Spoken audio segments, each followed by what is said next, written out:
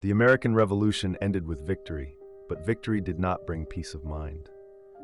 When the last British soldiers left and the guns fell silent, the United States found itself standing on uncertain ground. The war had been won, but the nation itself was unfinished. There was no strong government, no stable economy, and no clear future.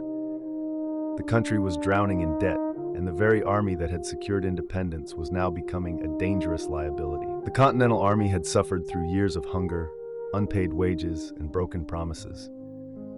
Soldiers had marched barefoot through snow, slept without shelter, and watched comrades die, all while believing that freedom would eventually reward their sacrifice. But as the war drew to a close, that belief began to crumble. Congress, operating under the weak Articles of Confederation, had no power to tax and no money to pay the army. Officers received promises instead of salaries. Enlisted men received nothing at all. Resentment spread through the ranks. Many officers had spent their own money to support their troops, believing reimbursement would come later. Now they faced financial ruin. Farms were neglected, families struggled, and debts piled up. To them, independence felt like a cruel joke. They had defeated the British Empire, only to be abandoned by the government they helped create. At the same time, fear haunted the political leadership. The new nation was fragile, surrounded by powerful enemies who doubted its survival. Britain still occupied forts on American soil. Spain watched from the south and west. France, though an ally, expected repayment. Internally, the states bickered and ignored Congress. The United States existed more as an idea than as a functioning country. In this atmosphere of exhaustion and anger, a dangerous question began to circulate quietly among military officers. What if the problem was not Britain, but Congress itself? What if civilian leadership was too weak to govern? What if democracy, as beautiful as it sounded, simply did not work? These thoughts were not shouted in public. They were whispered in private conversations, exchanged in letters, and discussed behind closed doors. Many officers believed that only strong leadership could prevent the country from collapsing. Some began to look toward the one man everyone trusted, the one man whose authority was unquestioned. George Washington. He was admired almost beyond human measure. Soldiers worshipped him. Civilians trusted him. Foreign powers respected him. To many, Washington was not just a general, he was the embodiment of the revolution itself. And that made him dangerous. Because when people lose faith in institutions, they begin to place their faith in individuals. And America was about to test that temptation. In early 1783, as the war neared its official end, anonymous letters began circulating among officers stationed in Newburgh, New York. These letters carried a tone that was calm, logical, and deeply unsettling. They did not call for chaos. They did not demand violence. Instead, they presented a carefully reasoned argument. Congress had failed the army. Civilian leadership was weak. The nation was drifting toward ruin. The letters suggested that the army should not disband until its demands were met. Some hinted at something even more radical, that the military should assert its authority to save the nation. The word dictatorship was never used. It did not need to be. The meaning was clear. This moment would later be known as the Newburgh Conspiracy. Officers debated openly. Some were cautious, others were furious. A few were dangerously ambitious. The idea that the army could march on Congress, force reforms, or even install a strong executive leader no longer seemed unthinkable. To many, it seemed necessary. At the center of all this stood Washington, watching silently. He was aware of the letters. He knew of the growing unrest. He understood the anger better than anyone. He had suffered alongside his men. But he also understood the consequences of military power turned inward. If the army seized control, America would cease to be a republic. It would become exactly what it had fought against, a nation ruled by force, not consent. Washington faced an impossible position. If he supported the officers, he could become the most powerful man in the Western world. If he opposed them too strongly, he risked mutiny. The fate of American democracy rested on his response. He chose neither confrontation nor appeasement. Instead, he chose something unexpected. Washington called a meeting of his officers. Tension filled the room. Many believed he would endorse their demands, or at least remain silent. Silence at that moment would have been enough. Instead, Washington spoke. He reminded them of what they had fought for. He warned them of the danger of turning against civilian authority. He spoke not as a commander, but as a fellow soldier who had endured the same suffering.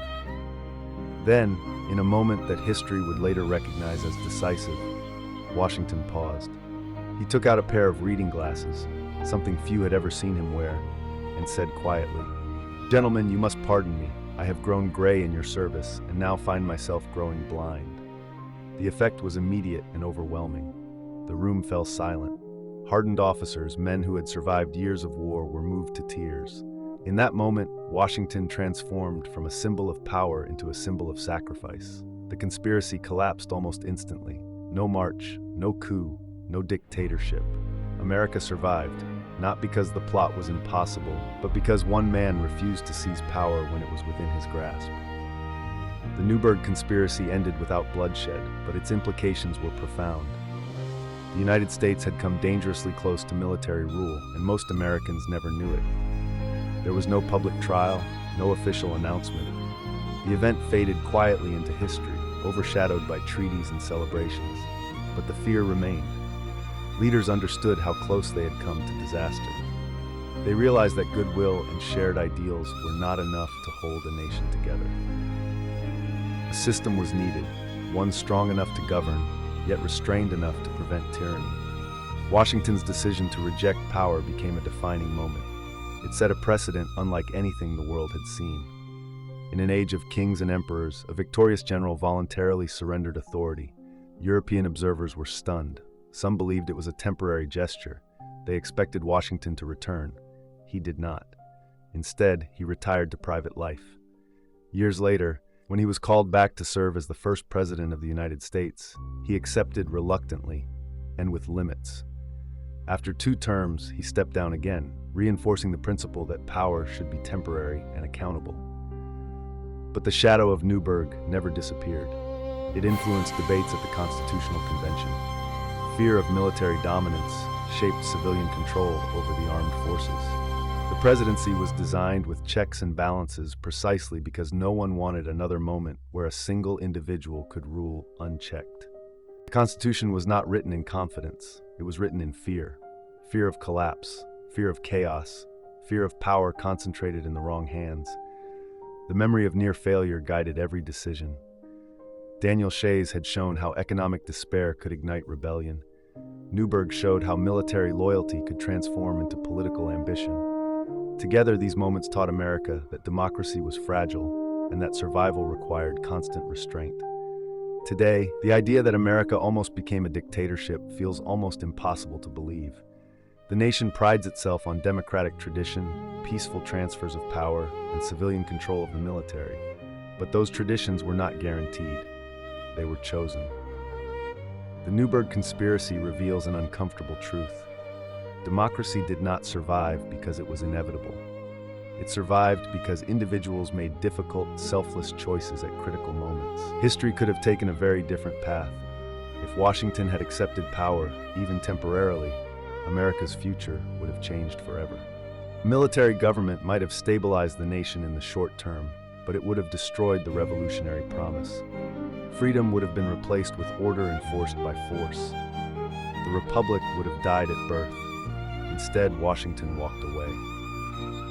That decision remains one of the most important acts in American history, not because it was dramatic, but because it was restrained. It proved that leadership does not require domination, and that strength can be found in refusal. America's darkest moments are not always marked by war or invasion. Sometimes they occur quietly, in rooms where decisions are made, letters are written, and power is offered without resistance. The Newburgh Conspiracy was one of those moments. Understanding this story does not weaken the American narrative. It strengthens it, because it reminds us that democracy is not permanent. It must be protected, not only from enemies, but from ambition, fear, and desperation. America did not become a dictatorship, but it almost did. And the fact that it did not may be the most fragile miracle in its history.